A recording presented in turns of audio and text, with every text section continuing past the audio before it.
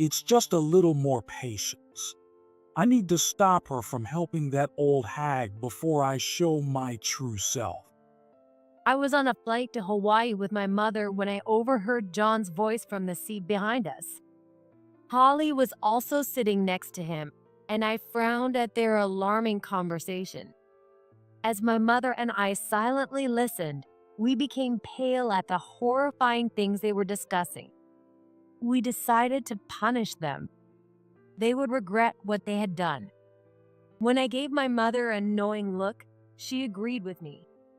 We vowed to teach them a lesson with my father's support. My name is Michelle. I run a nursing home, and I'm 38 years old. Michelle, how about this kind of recreation next time? It involves using milk cartons. My mother is a clerk at our facility.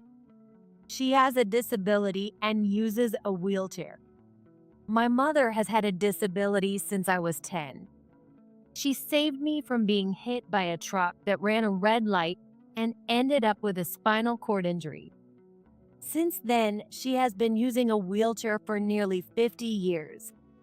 My father worked hard for my mother, running a car manufacturing company. It grew into a major company with global reach. Its annual revenue has now surpassed $1 million and has reached $10 billion. As a result, my father spends more than half the year overseas, and the three of us only get to be together once every few years. Instead, he sends us monthly packages filled with souvenirs, always with a letter inside. Reading those letters with my mother became one of my joys. Great. Let's talk to the staff about it. I think our residents will enjoy this kind of activity. Having mostly lived with my mother, I chose a career in caregiving when I became an adult. I wanted to be there for her if anything happened. However, once I started working, my mother spent more time alone at home. A wheelchair doesn't allow her to go everywhere freely. Most of her friends are still working, so she has limited social interactions. I worried she might be feeling lonely. So, I talked to my father about doing something together with my mother. He suggested running a nursing home. Your mom used to work in an office. Why don't you become the manager and have her work there? I'll fund it. I'll also reach out to my contacts to gather experienced staff. How about running it as a family? I immediately agreed to my father's wonderful proposal. I was thrilled to do something with both my mother and father. Office work wouldn't strain her, and her bright personality would warm those around her. Even after her injury, my mother never showed a gloomy face. She was always as bright and warm as the sun. Being by her side kept me from feeling down. I believed she could be someone's hope. So I accepted my father's idea. If our facility could be a light for someone, nothing would make me happier. My father then taught me the ropes of running a business. Using that knowledge, my mother and I managed the facility together. I felt our family bond strengthened through this endeavor. Then, tragedy struck us out of nowhere. Michelle, would you like your egg fried for breakfast? This is John. He works as the care manager at our facility and is my husband. In our 5th year of running the facility, he joined as a care manager. He works hard, is well liked by the residents, and has a bright personality, making him very popular at the facility. People of all ages and genders had a good impression of him. Dawn and I got married. Now, the three of us live together with his daughter, Holly, from a previous marriage. Holly also works at our facility, doing the same office job as my mother. She works under my mother. A fried egg is fine. Thank you, as always. Even though you have work, you still help with the housework. What are you talking about? Michelle is busier than I am. So it's only natural that we support each other as a couple. Exactly. Thanks to Michelle, Dad has started helping with the housework too, which is a huge relief for me. He didn't even know how to use the washing machine before. Holly was scolded for saying too much. Seeing their comedic exchange made me smile. Since marrying John, I moved out of the house, and my mother lives in the residential part of the facility. My father had it built considering my mother's commute. Thanks to that, even after I moved out, my mother wasn't completely alone. There were always people nearby in case of an emergency, providing a secure environment. At least that's what I thought. But I didn't realize it. The mistreatment my mother was receiving from John and Holly.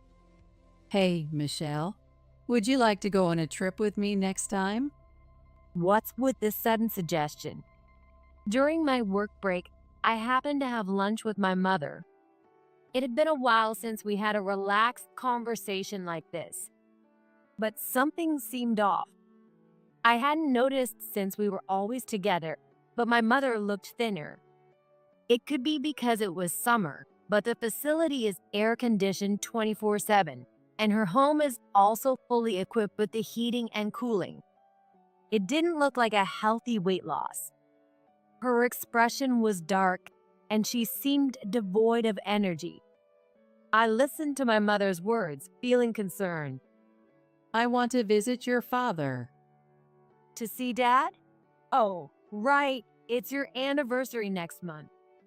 I reflexively asked, surprised by the suddenness.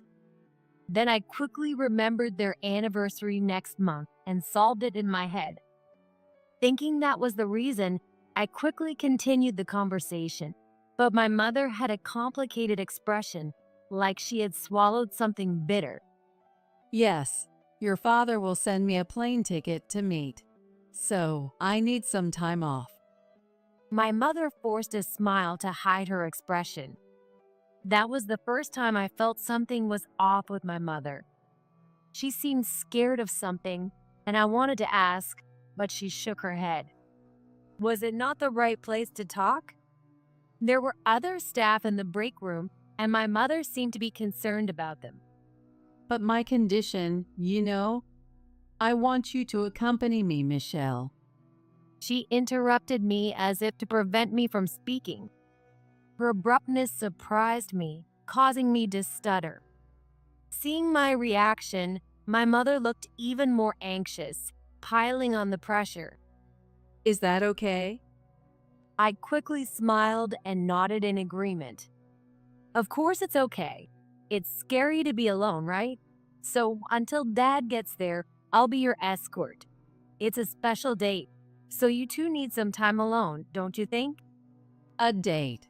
That sounds a little embarrassing. My mother laughed elegantly, blushing slightly. Maybe I was imagining things. Seeing her like that, I decided not to pry further. A little later, my father sent us 2 plane tickets. I had already told John and Holly that I was going to visit my father, but since then, I've been traveling all over the US for inspections and meetings at new facilities. I haven't had proper time with my family lately. Maybe I'll invite them out for a meal when I get back. With that carefree thought, I headed to the airport. The tickets my father sent were for Hawaii. Even though I told John and Holly that I was going to Hawaii, I figured I could tell them all about it when I got back. With that in mind, I headed to Hawaii without telling them my destination. On the plane to Hawaii, my mother and I took our assigned seats, and I felt excited as I looked out the window. My mother, too, seemed bright and cheerful about the trip. I'm glad. Mom looks healthy. Feeling relieved to see her happy, I spoke to her. It's been a while since you last saw Dad and went to Hawaii. You're probably a little excited, aren't you? Maybe. You're right. I feel like I'm escaping from that place. What? I was about to ask her what she meant by that, when I suddenly heard familiar voices from the back seats. How long do I have to keep pretending? I'm getting tired of acting like the good one. It's just a little more patience. I need to stop her from helping that old hag and make her obsessed with me before we show our true selves. Otherwise, if we show our true colors now, I'll just end up divorced. That would make the marriage pointless. I heard Holly and John's voices from the seat behind us. Why are they on this plane? As I listened to their conversation, I couldn't believe the coincidence. This way is really roundabout, you know? But I guess we have no choice. It's for the money. That's right, Holly. Let's forget about that stress today and enjoy our trip to Hawaii. Don't act like you're paying for this trip just because you won it in the community raffle. Hearing their conversation, I couldn't help but be amazed at the coincidence. If they're also going to Hawaii, I could spend time with them while my parents are on their date. It'd be a win-win situation where I could pass the time and they could have a good time. With that optimistic thought, I turned around to greet them when I heard terrifying words from their mouths. Seriously, who spends money on their parents instead of their daughters or husbands? Parents won't be around for long, so you should spend money on your kids who have a future. It's infuriating to waste money on someone who's going to die soon. Just seeing that old hag's face makes me irritated. Come on, don't say that. I've already told the old hag that Michelle should stop supporting her, or else Holly and I will quit the facility, and I'll divorce Michelle. Hearing their tone, which I'd never heard before, I was left speechless. Is the conversation I'm hearing really between Holly and John? As I stood there in shock at their unbelievable conversation, they continued speaking. I even threatened her, saying it was all her fault, so she should stop Michelle soon. She wouldn't want Michelle to be unhappy because of her, right? She'll accept my threats. Dad, you're so bad. It's all just to make Mom spend all her money on us, isn't it? After we get all the money we can from her, you'll just throw her away like you did with the last old hag, right? Exactly. I couldn't hide my shock at the voices and the conversation I was hearing. John had told me he was dumped by his ex-wife, but if this conversation was true, he was the one who dumped her, and Holly found it amusing. I was so angry at the terrible content and the lies that I was about to turn around and confront them. But at that moment, my mother grabbed my arm, her face pale, and shook her head. Please, Michelle, stay calm. Don't say anything. Seeing my mother desperately pleading with me, I stopped moving. It wasn't motion sickness, her face had turned pale after recognizing John and Holly. I knew my mother didn't get motion sickness, and she had been fine until hearing their conversation. Most importantly, there were my mother's earlier cryptic words. I'm escaping from that place. Did those words relate to John and Holly? As this thought crossed my mind, my mother let go of my hand and took out her phone. She seemed to be sending a message to someone. After a moment, she looked at me and gestured for me to look at my phone. I opened my phone as she instructed and checked the screen. There was a new message notification from my mother. Let's communicate through this messaging app from now on. Following her lead, I continued the conversation with my mother via the app. What is going on? The conversation between John and Holly. It's about you and me, right? I sent the message and watched my mother's face as she received it. She trembled with fear, and noticing my gaze, she looked at me and nodded repeatedly.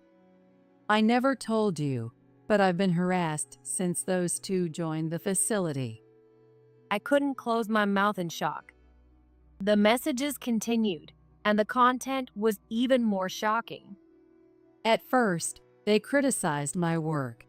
They said that just because I have a disability, only doing data entry work and not other tasks was unacceptable. A newcomer criticizing a senior like that was unimaginable. Even though it was hard to believe, the following messages revealed even more shocking truths. They demanded higher salaries, saying that since I had it easy, my salary should be lower. Since Holly is technically my granddaughter, she said if my salary couldn't be lowered, I should spend more on her. They kept demanding money from me. I couldn't process it all. We had indeed become family, but work was work. I couldn't tolerate them treating my mother so horribly by mixing personal and professional matters. I couldn't bring myself to do anything for them, so I refused. Then they started threatening me together. They said I should stop receiving support from you, Michelle. If I didn't, they'd leave you. The sheer nastiness and the contempt made me grip my phone tightly. The worst part was the slander about my mother's condition. The facts written there were so vile that I felt an urge to confront the two behind me right away. Noticing my reaction, my mother sent another message, driving the point home. The real reason for this trip was to tell you about this. I've already discussed it with your father. That's when it hit me. If I acted now, it would render my mother's efforts useless. I always believed I could endure anything as long as you were happy. But those two are a curse that will only bring you misery. Your father also said there's no need to hold back anymore. As I scrolled down, I saw a message from my father, detailing our next steps and the waiting location. Reading it brought a smile to my face. With this, we can surely make those two see hell. It means you'll have to play a tough role too. Will you still help? Of course, after what they've done to you, there's no way they're getting away with it. Enjoy your flight while you can.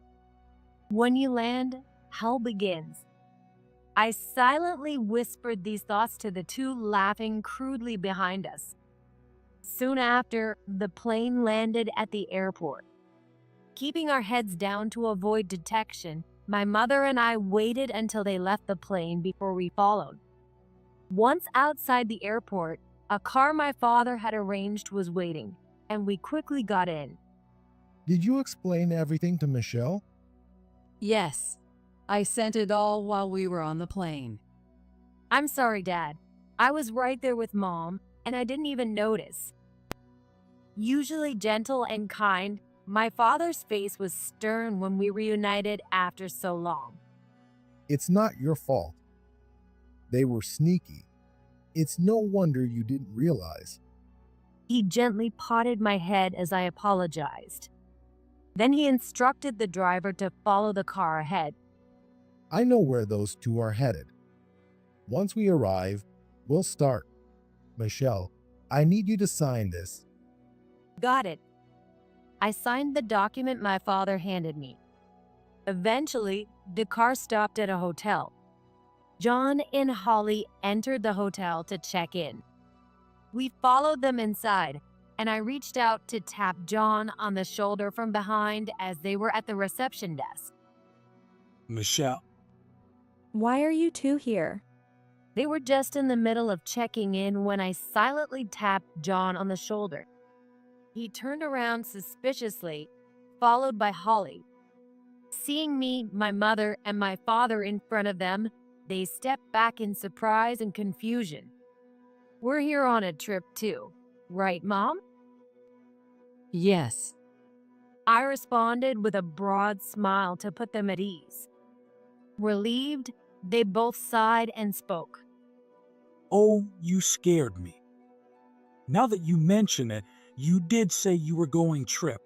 I can't believe we're staying at the same hotel. What? Really? That's such a coincidence. We won this trip to Hawaii in the community raffle. There's no way we're staying at the same hotel. We're at a much better place.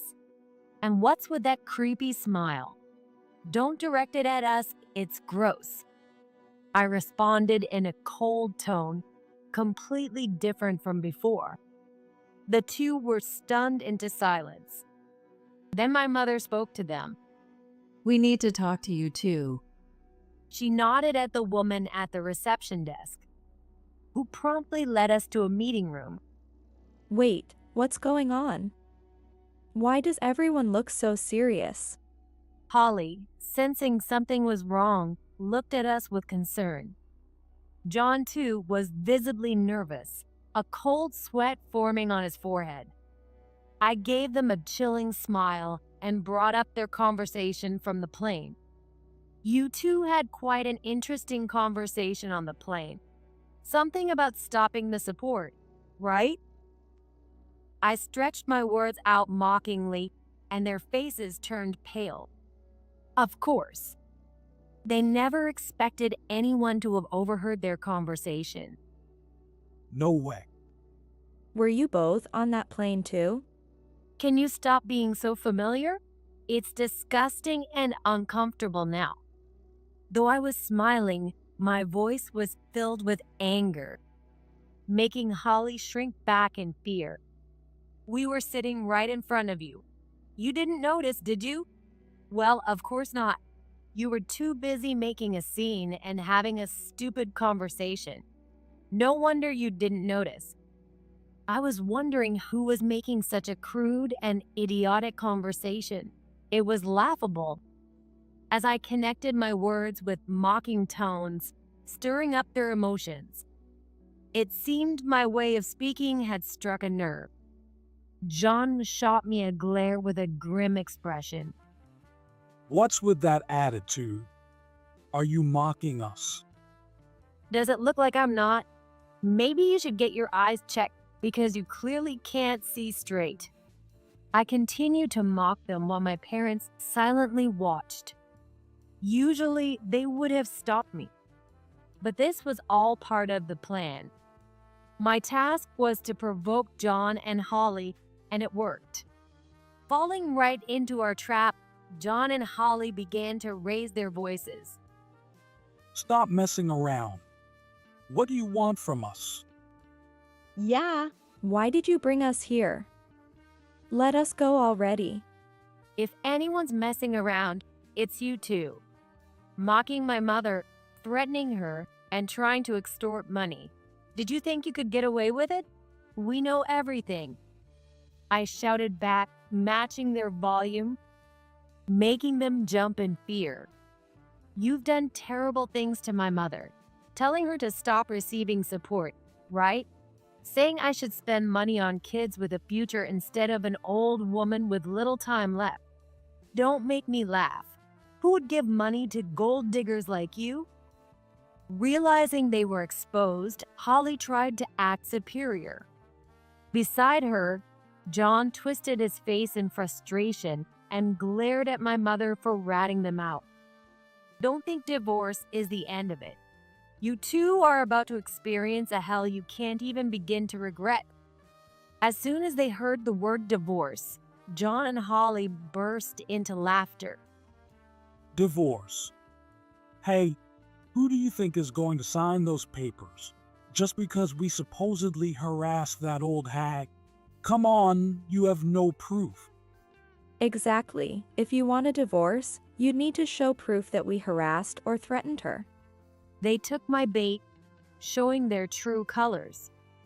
Holly came back at me, as if poking at my sore spots, with a mocking smile as she leaned in close to my face. If you want a divorce from Dad, you need our consent.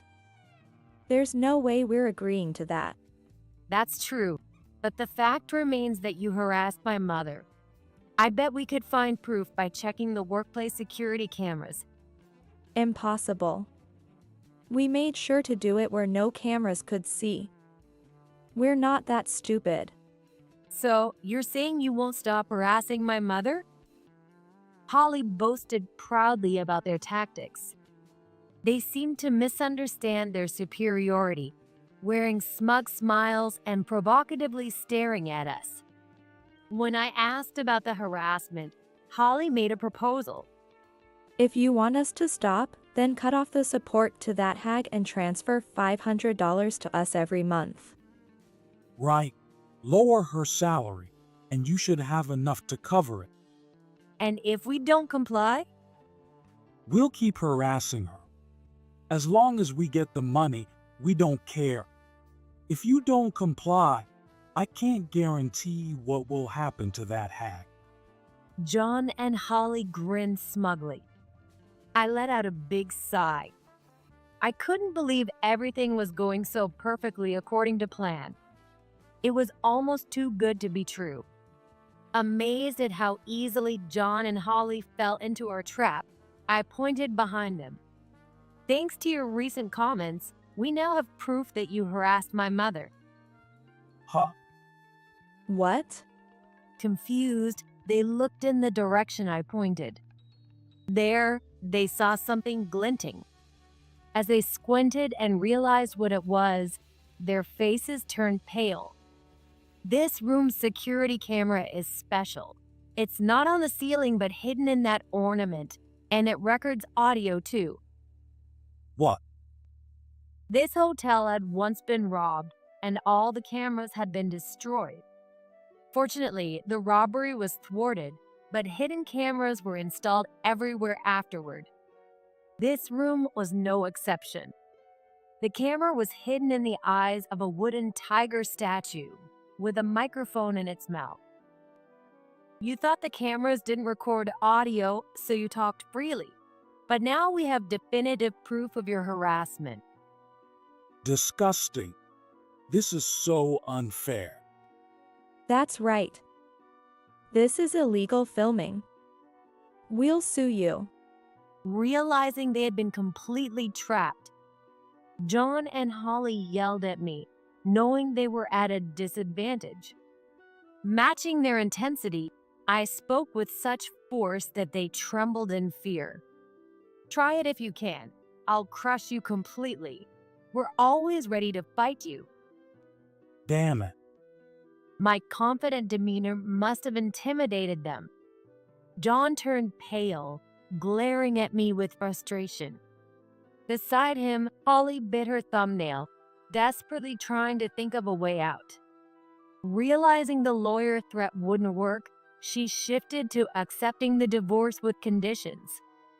If you're getting divorced, you better give us our share of the assets.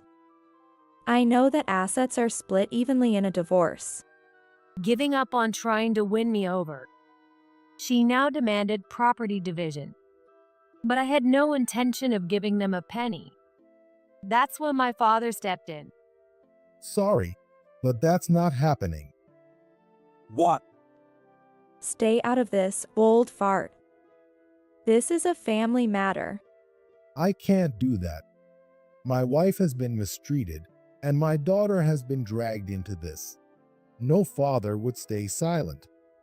Hearing their outrageous statements to my father, my mother and I were speechless. They had angered the one person they shouldn't have. You two won the raffle for this hotel stay at the community festival, right? So what? The thing is, the person who organized that festival is an acquaintance of mine. I had him rig the raffle to lure you here. What? Wait a minute.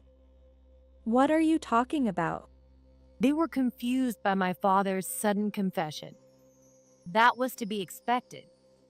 It would be hard for anyone to grasp what he had done. My father began to explain clearly to the bewildered pair. We knew you'd participate in the raffle. I showed my friend your photos and had him rig it so you'd win the trip to Hawaii. Wait, hold on. It was pure coincidence that we entered that raffle. Yeah, we might not have participated at all.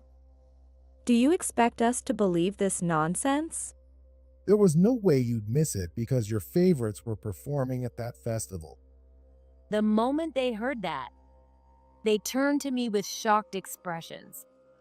I responded with a smirk and a peace sign.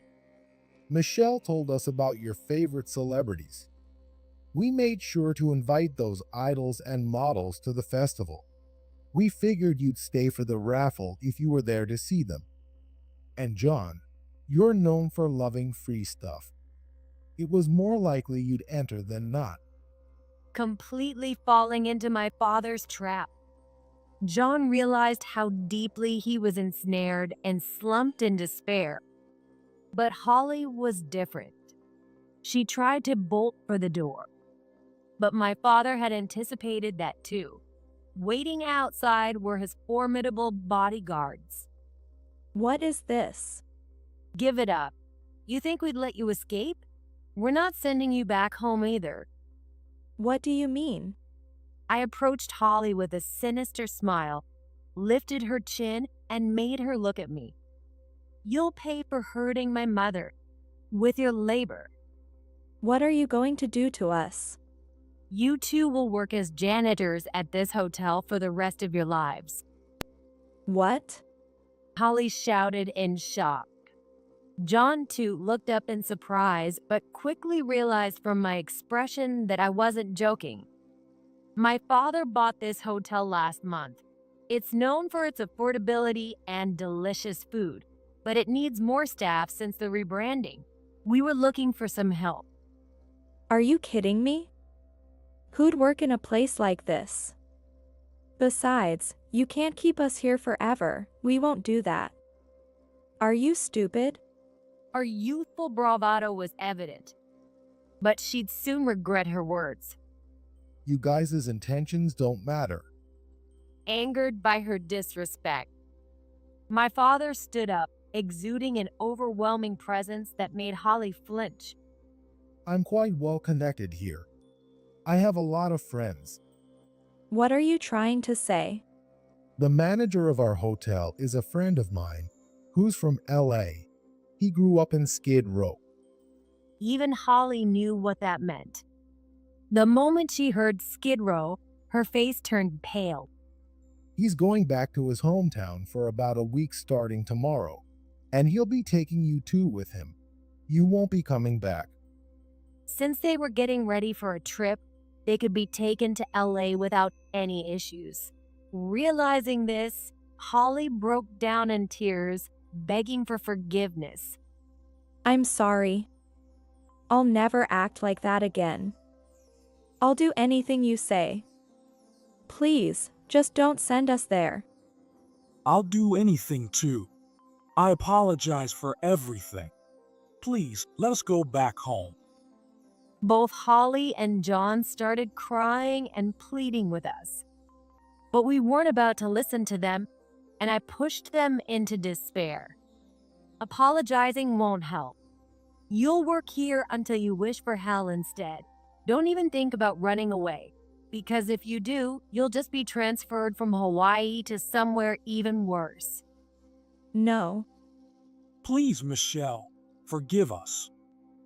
They cried, begging for mercy. But I ignored them and instructed my father's bodyguards to take them away. The guards carried them off, and they never returned home. Thanks to my father, my mother and I succeeded in getting a revenge on John and Holly. After that, my father had John sign the divorce papers I wrote on the plane. I'll film him signing it and then mail it back. I was impressed by my father's thoroughness. He also demanded compensation from them for the torment they inflicted on my mother. Having experienced my father's power firsthand, they didn't dare refuse. Since then, John and Holly have been working as janitors at my father's hotel. Their salaries are sent to my mother as compensation, and they live in a shared house with other employees. Knowing their past actions, the other employees treat them like slaves, making them work from dawn till dusk. Afterward, my parents enjoyed a long-awaited date. I had a wonderful time in Hawaii, and we all had a lovely family dinner. I'm so lucky to have a family like this. Seeing my mother relieved, I smiled too. I'm the lucky one, Mom. What? Thank you for always protecting me. From now on, Dad and I will protect you. So, talk to us about anything that bothers you. You and Dad mean the world to me. As I held my mother's hand, she shed happy tears, and my father gently stroked her hair. Watching them, I felt truly fortunate to be their child. As I watched my mother being supported by my father, I couldn't help but feel grateful for how things had turned out.